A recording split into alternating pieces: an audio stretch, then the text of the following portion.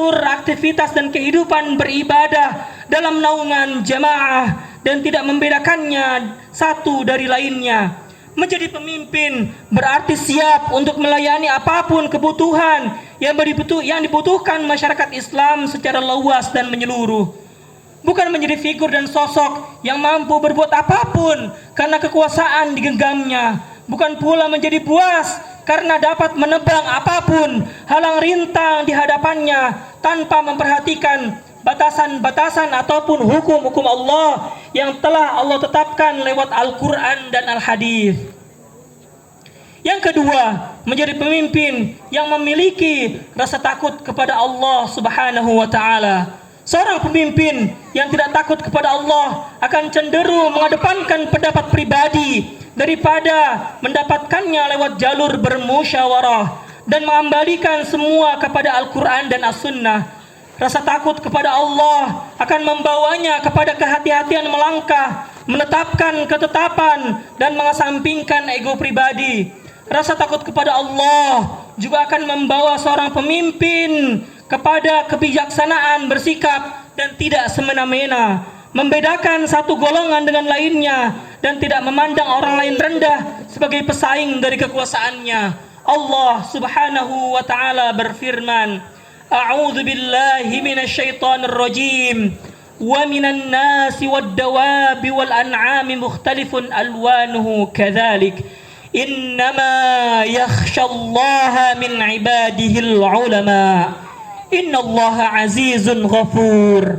Dan demikian pula di antara manusia, makhluk bergerak yang bernyawa dan hewan-hewan ternak dan yang bermacam-macam warna dan jenisnya. Di antara hamba-hamba Allah yang takut kepadanya hanyalah para ulama. Sungguh Allah Maha Perkasa lagi Maha Pengampun. Sebaik-baik pemimpin adalah mereka yang dekat dengan orang yang diklaim oleh Al-Quran sebagai orang yang paling bertakwa dan takut kepada Allah Subhanahu wa Ta'ala. Mendekati ulama adalah sunnah khalifah-khalifah dan para salafus salih terdahulu. Mendekati ulama adalah bentuk kehati-hatiannya dari bersikap khilaf, dari memberikan ketetapan yang alfa, dan dari bersikap zalim kepada orang-orang yang dipimpinnya. Karena dekatnya seorang ulil amri kepada ulamanya memberikan sebuah gambaran dari sebuah kepemimpinan yang diridai oleh Allah Subhanahu wa Ta'ala. Mereka adalah pewaris Nabi, sedang Nabi tidak mewariskan dirham maupun dinar. Lewat risan mereka lah seseorang yang khilaf akan kembali.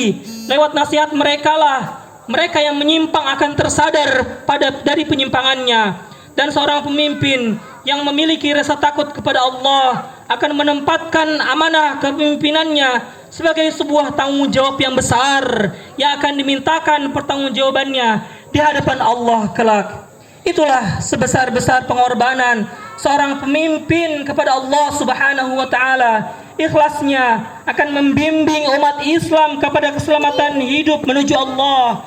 Letih dan payahnya akan menjadi penyebab orang-orang yang dipimpinnya mendapatkan berkah dan ampunan dari Allah Azza wa Jalla.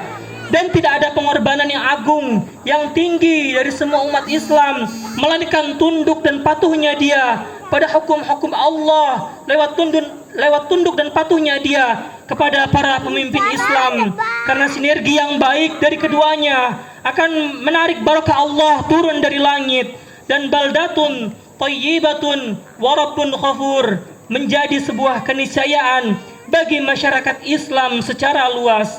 Maka Idul Adha ini merupakan momentum pengingat yang nyata bagi kaum muslimin agar mereka secepatnya kembali kepada Allah Subhanahu wa Ta'ala dan memberikan pengorbanan terbaik mereka di hari di mana asma Allah diagungkan dan ditinggikan. Mengagungkan asma Allah tidak akan mencapai nilai yang hakiki tanpa dibarengi dengan penerapan hukum Allah secara kafah dan menyeluruh.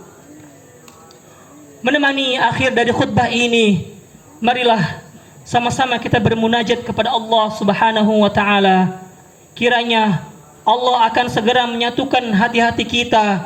Allah akan segera memperkuat keimanan dan keislaman kita, dan menunjukkan kita kepada jalan takwa secara benar.